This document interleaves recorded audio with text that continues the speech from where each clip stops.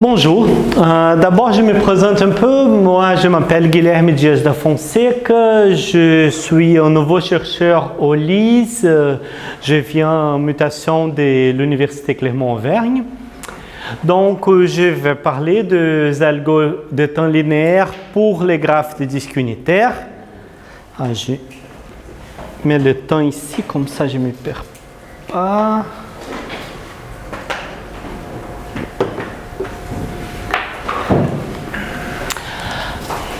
Alors, d'abord, c'est quoi un graphe de disque unitaire? C'est un graphe d'intersection de disques de rayon 1 sur le plan. Il y a plusieurs applications dans les réseaux sans fil et ils sont ni planaires ni parfaits. On voit que les graphes complets, si on met plusieurs disques un sur l'autre, on a un graphe complet de taille qu'on veut, donc ils ne sont pas planaires. Ils ne sont pas parfaits parce qu'on peut aussi faire un cycle de taille qu'on veut avec plusieurs disques. La reconnaissance de cette classe, en fait, elle est très dure, elle est NP dure, mais elle est même existence de réels complète. L'algorithme le plus efficace qu'on connaît pour reconnaître les graphes de disques unitaires est 2 fois exponentiel. Pourquoi ça? Parce que les coordonnées de centre des disques ne sont pas des nombres rationnels nécessairement, sont des nombres réels. Et ça, c'est connu qu'il y a quelques graphes de disques unitaires qui ont besoin d'un nombre exponentiel de bits pour représenter les coordonnées exponentielle dans le nombre de sommets pour représenter les coordonnées de sommet du graphe. Donc, c'est compliqué de représenter. C'est même pas clair qu'il y a un algorithme pour décider si un graphe de disque unitaire. Mais en fait, oui, il y a un algorithme 2 fois exponentiel, mais c'est pas évident. On parle des algos d'approximation. Il y a 2 types d'algos qu'on considère. On considère les algos géométriques où on a comme entrée le coordonnées de sommet. Soit on travaille dans une machine rang réel où on reçoit ces coordonnées comme nombre réel, que c'est ce qu'on fait plus usuellement. Sinon, il faut être contraint avec des coordonnées avec une taille bornée. Mais normalement, dans ces modèles, on travaille avec les coordonnées comme le nombre réel et on travaille dans un modèle computationnel qui puisse manipuler les nombres réels avec les opérations algébriques usuelles, en plus partie entière qui n'est pas algébrique, on considère ça aussi.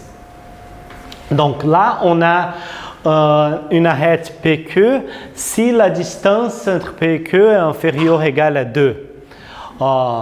Parfois, on utilise 1, mais dans ces diapos, je pense que j'ai mis 2 partout pour être plus consistant avec les modèles des disques de rayon 1. Peu importe, mais il faut être consistant, il faut faire attention. Les articles, parfois, on considère l'une, parfois l'autre. C'est facile avec cette structure de données, vérifier tous les paires et trouver la représentation des graphes, c'est-à-dire vraiment une liste d'adjacences, par exemple. Mais pas le contraire. Parfois, les algos qui reçoivent comme entrée seulement les graphes, on croit, on sait que c'est un graphe de disque unitaire, mais on ne connaît pas le modèle. Dans ces cas, c'est un peu plus dur parfois de faire des algos. Mais en fait, pour les algos dont je vais parler ici, parce que je veux du temps d'exécution linéaire, on peut faire ni l'une ni l'autre conversion, parce qu'on ne peut pas non plus faire la conversion de géométrique vers les graphes, parce que le nombre d'arêtes peut être quadratique dans le nombre de sommets. Il y a des schémas d'approximation polynomiale pour plusieurs problèmes, même sans l'information géométrique. Par exemple, ensemble dominant minimum, ensemble indépendant de poids maximum, etc. Plusieurs d'autres. Par contre, ces schémas d'approximation polynomiale, ils ont des complexités très larges. On a par exemple, pour trouver 4 approximations de ensemble dominant minimum, la complexité du schéma d'approximation polynomiale arrive à quelque chose comme n puissance 10. Et là, on est pour un cas d'approximation. On est dans un schéma d'approximation. On pense à une approximation 1 plus epsilon. Si on veut trouver une approximation comme 1,1, on parle d'une complexité énorme. Donc, un polynôme d'un degré qui n'est pas du tout pratique. Donc, c'est ça qui a motivé la recherche dont je vais parler aujourd'hui, qu'on cherche des algos dont le temps d'approximation est presque linéaire. Si on voit qu'il y a un échange entre le temps d'exécution et la qualité de l'approximation, une extrémité de cet échange, combien de temps j'ai besoin pour faire l'approximation la meilleure possible, si proche des 1 qu'on veut, et le côté opposé, c'est si on veut le temps d'exécution linéaire ou presque linéaire. Donc, on cherche quel est le meilleur facteur d'approximation que je peux trouver dans un temps essentiellement linéaire. Essentiellement linéaire, pour moi, c'est quoi? Bon, j'ignore les facteurs logarithmiques. Donc, dans la version géométrique avec n sommé, on a un temps d'exécution au de n fois log puissance une constante de n. Et pour la version des graphes, on a pareil, mais avec n plus m, où m c'est le nombre d'arêtes. Donc, O de n plus m multiplié par un polylog de n. Les deux problèmes d'optimisation dont je vais parler, qui sont utiles pour illustrer les techniques, sont deux problèmes sur lesquels j'ai travaillé, sont le stable, ensemble indépendant, donc c'est dans la version géométrique, c'est un sous-ensemble de points d'entrée, tel que la distance entre n'importe quel deux points de sous-ensemble est supérieure à 2. Et on va maximiser le nombre de points choisis. L'ensemble dominant, c'est un problème qui a une certaine dualité avec les stables, qu'on veut un sous-ensemble de points, distance telle que pour tous les points qui ne sont pas dans le sous-ensemble, il y a un point dans le sous-ensemble tel que la distance est au plus 2. Donc, on va être connecté à tout le monde. Et là, on va au contraire minimiser la cardinalité. Donc, la première stratégie dont je vais parler, ça vient avant ma recherche, c'est des années 95. On parle des algos glutons, le plus simple que très souvent dans des algos qui sont en complexité très basse. Mais les solutions sont très souvent pas idéales. Donc, on parle des glutons. Donc, donc là, il y a un algo gluton qu'on peut utiliser pour trouver un stable, pas maximum, mais maximal. C'est-à-dire qu'on ne peut pas ajouter des sommets et préserver la propriété que c'est un stable. Donc, en fait, on va montrer que ça donne un 5 approximations pour les deux problèmes. C'est un peu bizarre parce que c'est un problème de maximisation et minimisation, mais c'est un peu entre les deux. Donc, ça fait pas très bien ni pour l'un ni pour l'autre, mais ça donne un 5 approximations pour les deux problèmes. Et on peut calculer ça en temps au de n plus m, donc linéaire. L'algo qu'on utilise, bon, on commence avec un stable I vide et pour chaque sommet de graphe, on ajoute le sommet d'un I et on enlève V et tous ses voisins du graphe et on répète ça jusqu'à vider les graphes. Dans la version géométrique, c'est un peu moins évident de comment le faire en temps linéaire, mais on peut aussi le faire en temps ODN si on nous permet d'utiliser un hachage de temps constant qui existe comme espoir si on peut faire la partie entière des coordonnées. Donc, on fait l'hachage de points sur une grille. Donc, pour chaque cellule de la grille, on va voir la liste de points qui sont dans cette cellule. Et ça, on peut faire en temps ODN dans quelques modèles de computation. Ou les cellules de grille, là, j'ai mis le diamètre 2 pour chaque cellule. Donc, pas les côtés, mais le diamètre qui est 2 ici. Alors, deux points qui sont dans la même cellule, ils sont sûrement connectés. Deux points de cellules voisines peuvent être connectés ou pas. Il doit y avoir des exemples de deux, comme là, c'est connecté. Deux points de cellules voisines non connectés. Oui, avec la diagonale là. Donc, deux points de cellules voisines parfois sont connectés, parfois non. Deux points de cellules à distance 2 peuvent être connectés s'ils sont bien alignés. Doit avoir peut-être un exemple, je ne sais pas.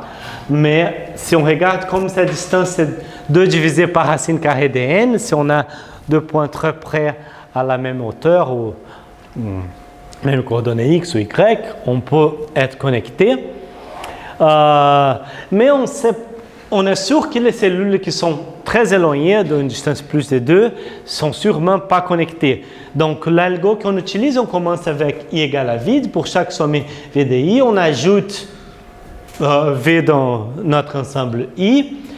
Et on vide la cellule de v, sont tous des voisins. Donc, cette cellule, on enlève de notre hachage. Et on regarde les cellules voisines, donc les maximum 25 cellules, si on considère 2 cellules de chaque côté, de cellules-là, on considère 1, 2 pour un côté, 1, 2 pour l'autre, on fait une 5 par 5, donc 25 cellules au pire, et on considère pour ces cellules d'enlever chaque point qui est vraiment voisin. On n'est pas sûr, mais on vérifie ces cellules. Bon, comme chaque point est examiné au pire 25 fois, parce qu'il est examiné parce qu'on a vidé une de ces cellules plus ou moins voisines, on a que la complexité au total, c'est ODN. Donc, comme j'ai dit que ça donne un 5 approximations, on a un algo linéaire dans les deux modèles pour un 5 approximations. Bon, pourquoi ça donne un 5 approximations? En fait, c'est très simple que les graphes des disques unitaires n'ont pas K16. Donc, dans tous les graphes qui n'ont pas une étoile des 7 sommets, en K16, on va voir que le stable maximal donne un 5 approximations pour ces deux problèmes. Mais pourquoi les graphes de disque unitaire n'ont pas de K16? On voit cette figure-là, on considère un voisin de notre sommet central, on met des secteurs, donc on met 6 secteurs, donc chaque secteur va avoir diamètre 2, parce qu'on sait qu'on on fait un hexagone régulier, on a 2 ici, on va avoir 2 ici, parce que c'est 60 degrés, c'est un triangle équilatère. Donc si on met bien au centre de l'intersection des deux secteurs, tous ces sommets-là et là sont des voisins. On peut avoir maximum 4 d'autres sommets qui sont disjoints pour faire un stable autour de ces sommets, dans ces voisinages. On a ces deux secteurs sont 1 et les autres 4, ce qui nous donne 5 sommets dans un stable dans le voisinage d'un sommet.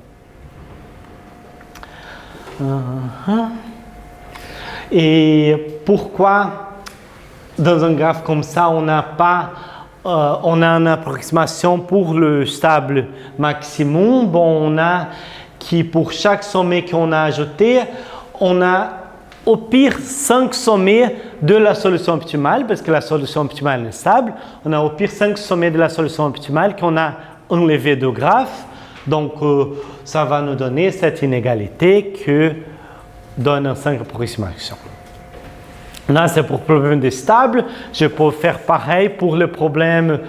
Avant, je parle comment améliorer ça pour les stables. En fait, il y a une petite modification qui améliore l'approximation du stable maximum.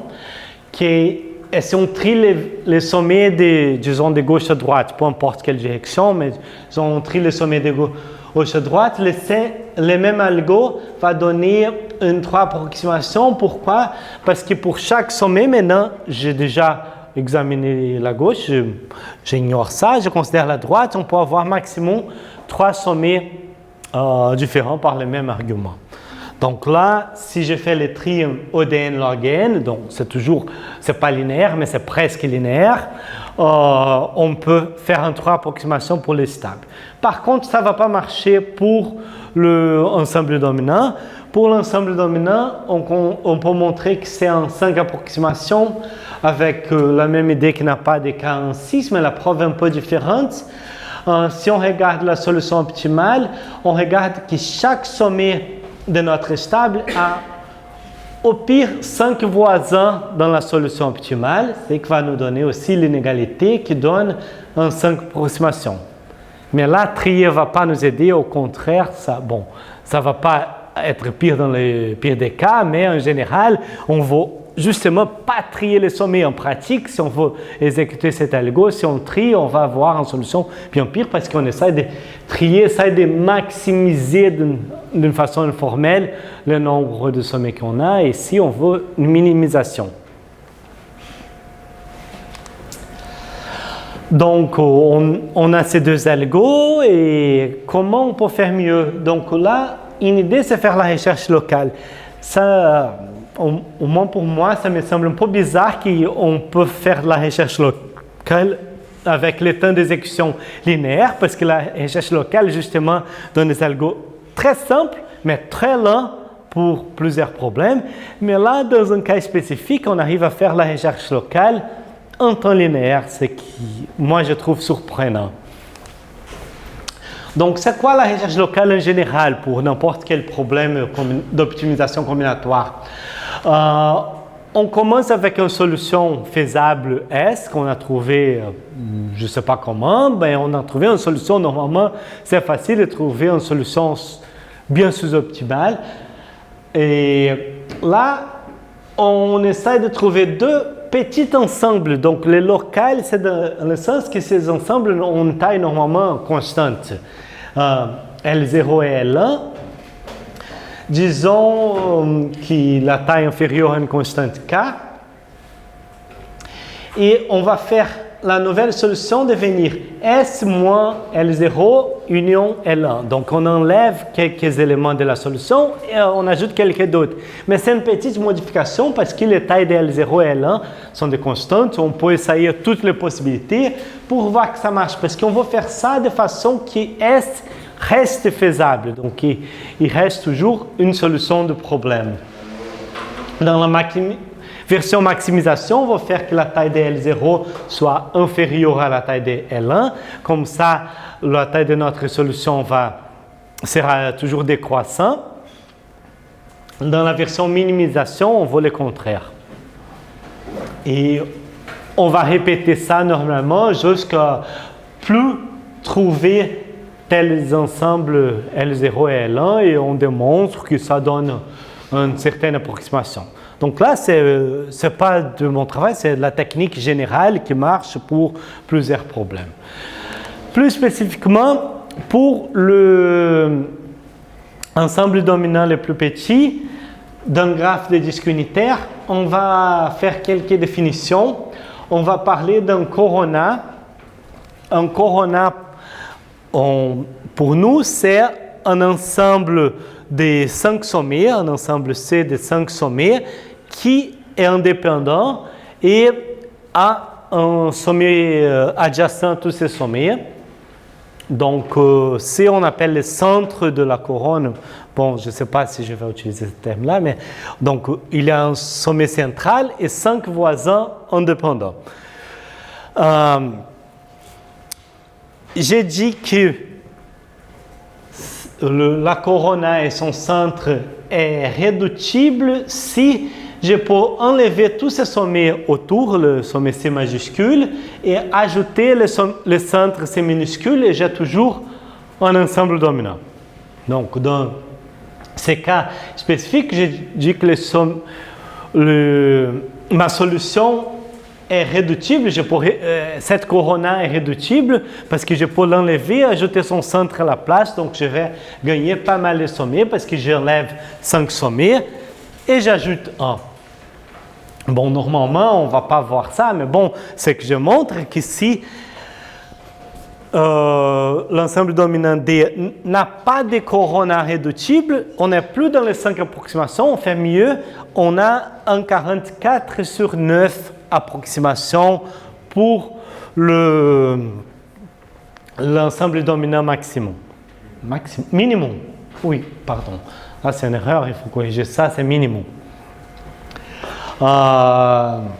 Et on montre aussi que on peut calculer ça, on peut trouver un D en faisant ces modifications. On commence avec la solution du glouton, après on trouve ces coronas, s'il y a ces coronas réductibles, on fait les réductions, on continue, mais l'effet de ça ne peut pas trop se propager dans les graphes, donc on arrive à avoir une solution qui n'a plus de corona réductible, en tant ODN plus M dans la version combinatoire et ODN log N dans la version où on a les coordonnées de sommet. En fait, on peut montrer un exemple où on a une approximation de 4,8 effectivement, que à une petite distance avec notre borne supérieure de 44 sur 5. Donc là, on a cet exemple de graphe. Bon, il y a des choses qui sont très près, on ne peut pas voir, mais si je ne mets pas un arrêt, c'est qu'il ne se touche pas. Donc dans ces graphes, si je prends ces 1, 2, 3, 4, 5 sommets en bleu, on a un stable maximal, je ne peux pas ajouter d'autres sommets, ils sont dominants, mais il n'y a pas de corona réductible parce qu'il n'y a pas 5 sommets autour que je puisse réduire, parce que si je regarde ces 5 sommets, je ne peux pas remplacer par ces sommets-là, parce que sinon, il y a quelqu'un qui ne serait pas dominé, ou si je remplace par ça, parce que, oui, ici, il y a 2 sommets, on ne peut pas voir parce qu'ils sont presque au même endroit, W3 et W4, mais il y a un qui n'est pas connecté à ce sommet en bleu. Donc là, il ne sera pas dominé.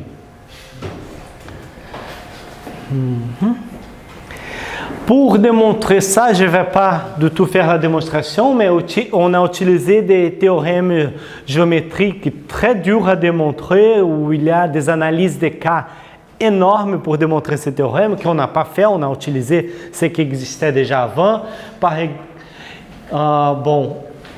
Il y a quelques théorèmes très fondamentaux. Par exemple, un ensemble de points P avec diamètre 1, alors il peut être couvert par un cercle de rayon 1 sur racine carrée de 3.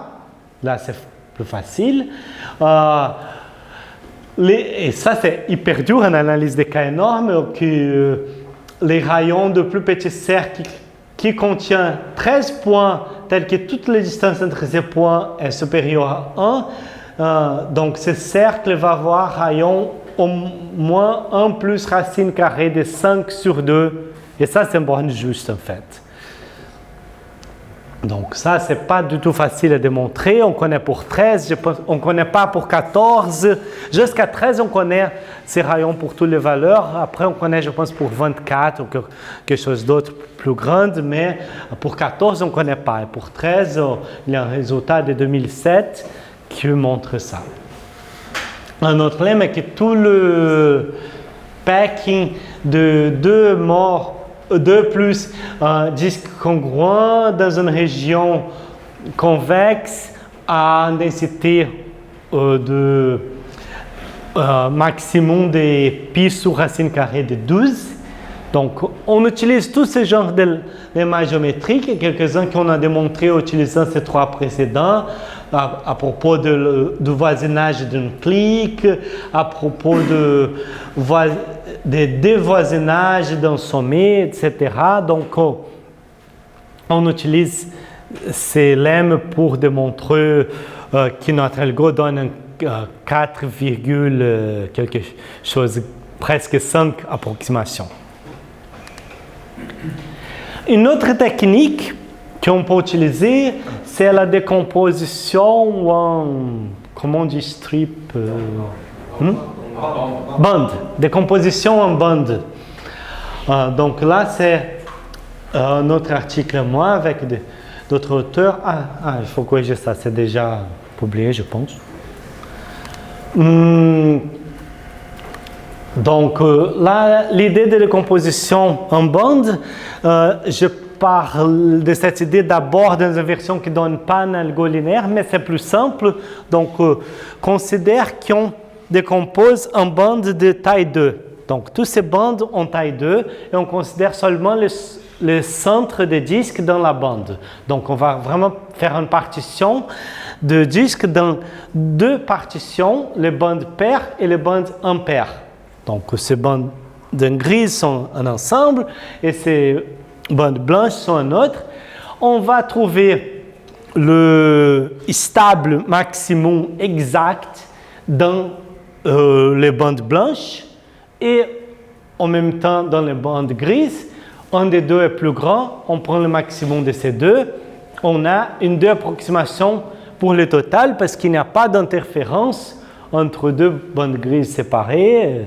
Donc, on va voir une deux approximation pour le total en faisant ça.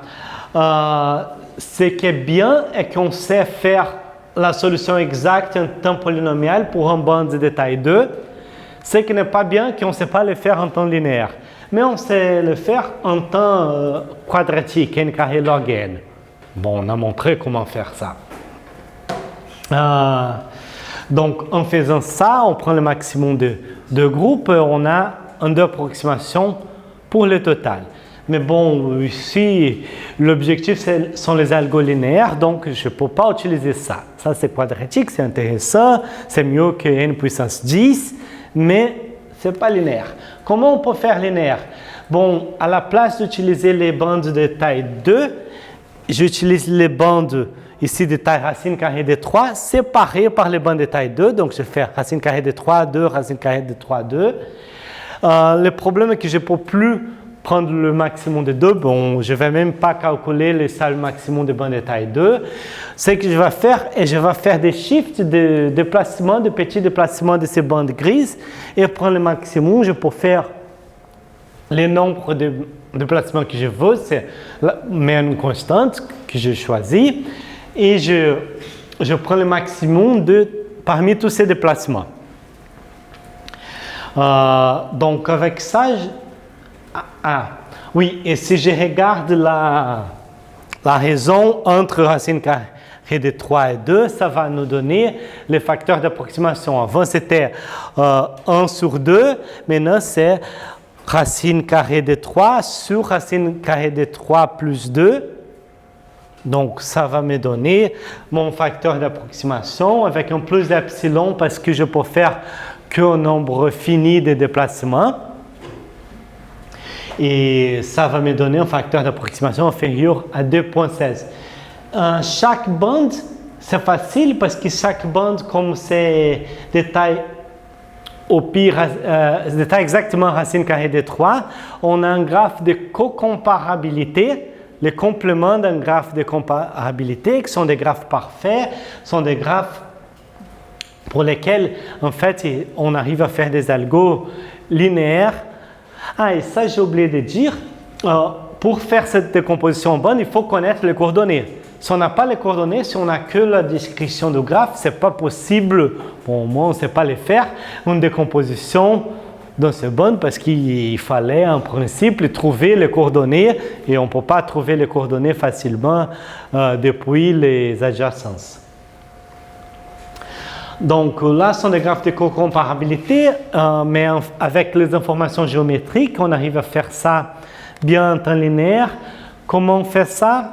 Donc dans une bande, donc là, ce ne sont pas plusieurs bandes. Cette figure, il y a un peu de confusion là parce qu'avant, j'avais quelque chose plus ou moins pareil pour plusieurs bandes. Ici, c'est la même bande et le temps, je montre l'exécution de l'algo. Donc, je vais parcourir la bande de gauche à droite. Je commence, bon, premier sommet, j'ajoute. Mais en fait, pas nécessairement parce que je vais utiliser la programmation dynamique. Donc, ce n'est pas glouton. Quand je regarde le deuxième sommet, je vais calculer la meilleure solution, c'est qu'il y a de plus le maximum de sommets qui contient ces sommets-là. Donc là, je regarde les solutions précédentes, je ne peux pas inclure ça, j'ajoute ça. Donc cette solution contient ces sommets. Ici, pour ajouter ces sommets plus à droite, je considère ce que j'avais avant. Bon, je peux prendre ça, mais sans ajouter ça, donc si je ne veux pas, parce que si je calcule la solution qui obligatoirement contient ces sommets, mais je peux ajouter cette solution-là. Donc je prends ces deux, j'ai une solution avec deux. Pour ajouter un autre, je regarde les solutions précédentes. Bon, ici, ce n'est pas compatible. Là, ce n'est pas compatible non plus. Là, c'est compatible. Donc, je peux prendre ces deux-là. Ici, bon, je prends celle-là et je pourrais prendre, par exemple, cette solution-là. Donc, il y a deux ici. Là, je regarde les solutions précédentes pour ajouter ça. Bon, avec ça, ça ne marche pas. Avec ça, ça ne marche pas. Avec ça, ça ne marche pas. Si, avec ça, ça marche. Donc, j'ajoute cette solution et ce sommet-là. Et avec la programmation dynamique, je vais tout parcourir ça et ça donne le temps linéaire. Si j'utilise les structures de données appropriées, ne sont pas exactement simples ces structures de données, ce n'est pas hyper compliqué non plus pour ceux qui sont habitués avec les structures de données de la géométrie algorithmique, on arrive à les faire, mais il faut faire un semi-dynamisation de les structures de données pour pouvoir ajouter des sommets à un. Donc, on fait une structure semi-dynamique de recherche si le complément d'un disque est vide. On peut faire avec le diagramme de Voronoi si on veut, mais il y a d'autres choses qu'on peut utiliser à la place. Et on arrive à le faire en temps pour tout. Chaque requête en temps log carré de n et on arrive à résoudre le problème au total en temps n log carré de n. Alors. Et pour la version avec un poids, il faut modifier cette structure de données, ça multiplie par log de n, donc on arrive au de n log cube de n pour le stable avec le poids. Et que si on regarde la plupart des algos qu'on a vus, même les 3 approximations glouton ne marchent pas avec le poids. La 5 approximations, oui, on peut les faire si on trie par poids. Une autre stratégie est la stratégie qu'on a appelée Shifting Core Sets, parce que c'est un mélange de Shifting Strategy et du concept de GeoAlgo de Core Set, qui est un sous-ensemble de la solution. Un sous-ensemble qui donne une approximation de la solution. Donc là, l'idée, c'est qu'on commence avec les shifting strategies par découper le problème en plusieurs problèmes de diamètre constant. Donc ça, c'était fait avant déjà, qu'on coupait un problème avec un gris en plusieurs carrés où le diamètre ici, c'est une constante qui est liée à l'epsilon du schéma d'approximation polynomiale qu'il avait. Donc, il découpait ça en diamètre constant. Et avant, ce qu'il faisait, il trouvait la solution exacte de chacun de ces carrés. Comme le diamètre constant, les stables pour avoir une taille bornée, disons une taille bornée K, et on peut essayer d'un temps O de n puissance K, tous les stables possibles de taille maximum K, et on trouve la solution exacte en temps O de n puissance K, où K c'est quelque chose d'énorme. Bon, nous on va faire des algos linéaires, donc on ne peut pas faire ça. À la place, on va trouver un sous-ensemble de ces éléments avec un nombre constant de points que nous donne un alpha approximation pour notre problème original. Et on va résoudre ces problèmes avec un nombre constant de points de façon optimale. Comme le nombre de points est constant, on peut utiliser un algo exponentiel pour résoudre, parce que c'est un exponentiel sur une constante. Et donc, ce n'est pas un algo pratique, parce qu'on parle de 2 puissance en centaines là, donc c'est une grosse constante, mais c'est une constante. Et on met les solutions ensemble pour trouver un alpha plus epsilon approximation. Donc c'est ça les stratégies générales, mais comment trouver ces corsets, exactement comment décomposer, mais plutôt comment trouver le coset, ça dépend de chaque problème. Et on va donner deux exemples, donc avec un peu plus de détails pour le stable maximum. Ce qu'on va faire, qu'on va trouver ces carrés jaunes de diamètre constant et on va laisser distance 2 entre chacun. Donc on fait une grille, on fait une érosion d'une unité dans chaque cellule de la grille. Et donc chaque carré jaune est indépendant. On peut trouver les solutions pour chaque carré jaune séparément et après mettre tout ça ensemble. Et bon, la valeur de K, où K c'est la taille, je dis pas, oui, j'utilise les grilles de taille 2K, où K c'est cette valeur-là qui dépend de l'epsilon de l'approximation que je veux. Donc, et je vais créer plusieurs grilles, mais un nombre constant de déplacement de ça pour trouver le maximum. Et comment je vais résoudre dans chacune de ces cellules. Donc ça, c'était la shifting chose que j'avais déjà avant. À la place de résoudre ça de manière exacte dans chaque cellule jaune, je vais faire un corset. Oui, un corset qui va me donner 4 approximations. Mais comment je vais faire cette approximation-là?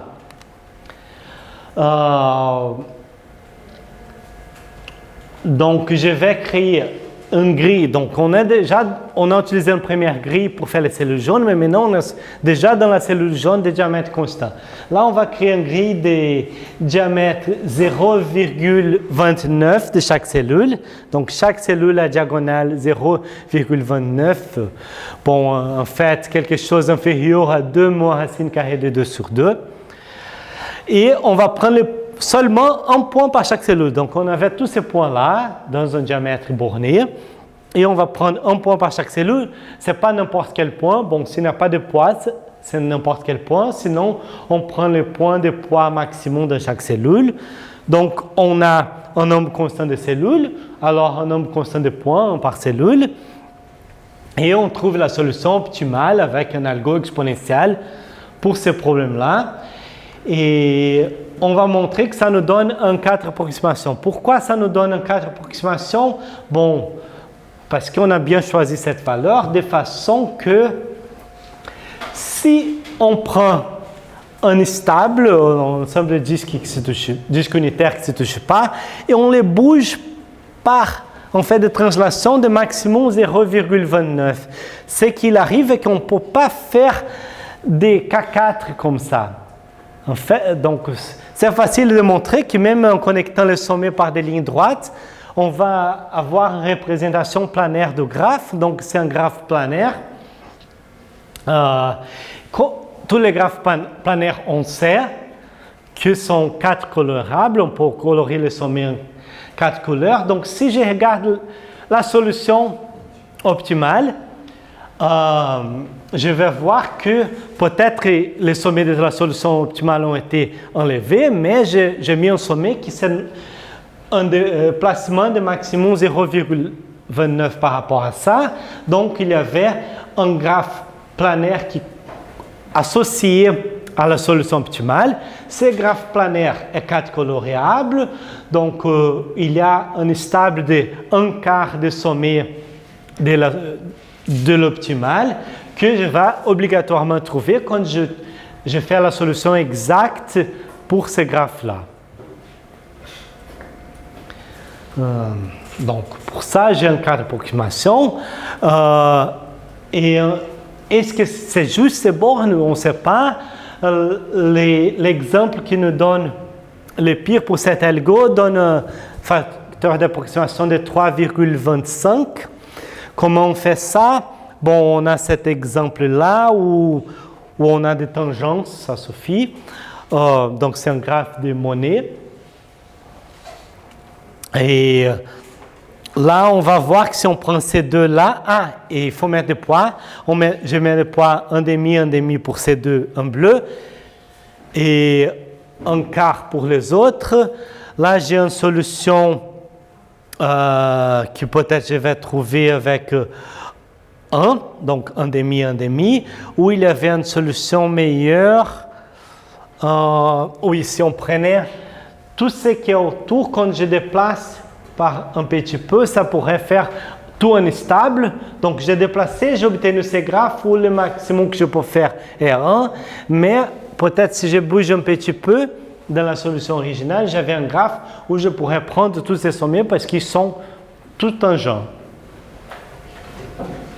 Donc, ça donne ces bornes-là de 3,25 que je ne sais pas comment analyser pour montrer peut-être qu'on peut toujours atteindre 3,25 de la solution optimale. L'autre problème, c'est l'ensemble dominant minimum. On utilise la même stratégie, on coupe un morceau borné, mais maintenant, à la place de les mettre séparés, on les met avec un petit surposé par un petit peu. Et je vais montrer comment seulement faire les corsettes. Bon, l'idée précédente, on faisait un grille avec diamètre, je ne me souviens plus combien. Maintenant, je vais utiliser diamètre 0,24. Là, c'est si compliqué la formule que je n'ai pas mis les chiffres exacts. Mais 0,24, ça marche. Mais je ne vais pas prendre un point par cellule. Je vais prendre les points les plus hauts, les plus bas, les plus à gauche et les plus à droite. Donc, maximum 4 points par cellule. Peut-être aucun point si la cellule est vide, un point s'il y a un seul point. Mais même s'il y a un nombre arbitrairement grand de points, peut-être sont 2 points seulement. Mais ce qui m'intéresse est que maximum, on a 4 points par cellule. Donc, alors un nombre constant de points. Et on peut résoudre le problème de ensemble dominant de manière exacte parce qu'on a un nombre constant de points et c'est un problème qu'on peut résoudre en temps exponentiel. Pourquoi c'est un cas d'approximation? Parce que si je regarde un point de la position de la solution optimale, bon, soit il est dans mon corset, très bien, bon, on peut le prendre, soit il n'est pas. S'il n'est pas, il y a des points que je peux utiliser pour les couvrir avec pas beaucoup de points pour remplacer cet ensemble dans la solution avec un nombre petit, maximum 4 points. Comment je vais faire? Il y a 2 cas. Il y a un cas où il y a 2 points proches qui laissent un petit morceau de cercle de chaque côté découvert que je peux couvrir avec un de chaque côté et je ne peux pas mettre 2 qui touchent ça, donc 4 maximum. L'autre possibilité, c'est faire qu'il laisse un morceau là qui est suffisamment grand pour avoir 2, mais ça fait 4 maximum aussi. Si à la place de prendre 4 points, je prends plusieurs directions, je peux faire que ces cas deviennent seulement 3 sommets, ces 2 là et un seulement là, pas que 3 et que 4, mais un seul. Mais bon, 4, je ne peux pas éviter parce que ces cas-là, peu importe le nombre de directions que je prends, ça reste toujours possible d'avoir besoin de 4 points là. Donc, pour cette stratégie d'analyse, on ne peut pas faire mieux que 4, même si on prend plusieurs directions. Et en fait, ces bornes-là, il est juste, si on fait ces graphes-là, on montre qu'il y a un sommet qui est universel, qui va dominer tous les autres, mais peut-être dans mon corset, je ne vais pas prendre ce sommet-là, je vais prendre le plus haut et le plus bas qui sont là et là. Pour les autres, je prends tous les autres, mais une fois que j'ai éliminé ces sommets, parce qu'il y avait un autre plus haut et un autre plus bas, maintenant je n'ai plus de choix, je suis obligé de prendre ces 4 sommets pour faire un dominant. C'est la solution optimale de ces graphes-là, une fois que j'ai enlevé mon sommet universel. Donc là, l'analyse est juste. Avec cet algo, on ne va pas avoir un facteur d'approximation mieux que 4. Pour conclure, donc là, j'ai montré plusieurs algos de temps presque linéaire ou linéaire. Et les glutons qui avaient avant donné 5 approximations pour le stable maximum et l'ensemble dominant. Si on fait les tri on arrive à un 3 approximations pour le stable qui ne marche pas pour la version avec poids. Pour la version avec poids, il faut limiter un 5 approximations si on fait les tris par poids. Avec Local Search, alors on a légèrement baissé ça pour faire un 44 sur 9 approximations pour l'ensemble dominant. Sans ou avec la géométrie de problème, parce que là, pour les gloutons, pour faire la 3 approximations, il faut la géométrie pour trier par X. La décomposition en bande, là, il faut obligatoirement avoir l'information géométrique, mais ça me donne un 2,7 approximation pour les stables. S'il y a des poids, le temps d'exécution augmente par un facteur logarithmique, mais ça reste presque linéaire. La stratégie de Shifting Corsets a aussi besoin de la géométrie. Ça donne un 4 plus epsilon approximation pour ces deux problèmes et le temps d'exécution reste ODN sans de facteur logarithmique et il marche aussi pour la version avec le poids pour les stables. Donc, les problèmes ouverts, est-ce qu'il y a d'autres techniques intéressantes pour trouver des algos linéaires ou presque linéaires pour l'approximation dans les graphes de disques unitaires? Est-ce qu'on peut montrer des résultats d'inapproximabilité dans un temps linéaire? Est-ce qu'on peut améliorer l'analyse des algos existants pour lesquels on n'a pas une borne juste? Est-ce qu'on peut faire mieux qu'un 3 approximations pour les numéros chromatiques où les gloutons en ordre par X va nous donner ces 3 approximations. Donc, est-ce qu'on peut faire mieux que ça? C'est un problème très intéressant. Aussi, en décomposition en bande, ça donne aussi un 3 approximations. Donc, on a deux algos bien différents qui donnent un 3 approximations. Et on connaît maintenant, récemment, les schémas d'approximation polynomiale. Mais on ne sait pas en temps linéaire faire mieux que ça. Pour le stable maximum, est-ce qu'on peut faire mieux que le glouton si on n'a pas la géométrie? On ne sait pas le faire. Les poids minimum pour l'ensemble dominant, donc si on a des poids, on ne sait pas pour l'ensemble dominant le faire en temps linéaire, rien. Intersection d'autres formes géométriques, par exemple les disques qui ne sont pas de même taille, les sous-disques, le segment de droite, les rectangles alignés mais à des tailles qu'on veut. Bon, il y a plusieurs problèmes ouverts. Et merci, je suis là pour répondre aux questions que vous voulez.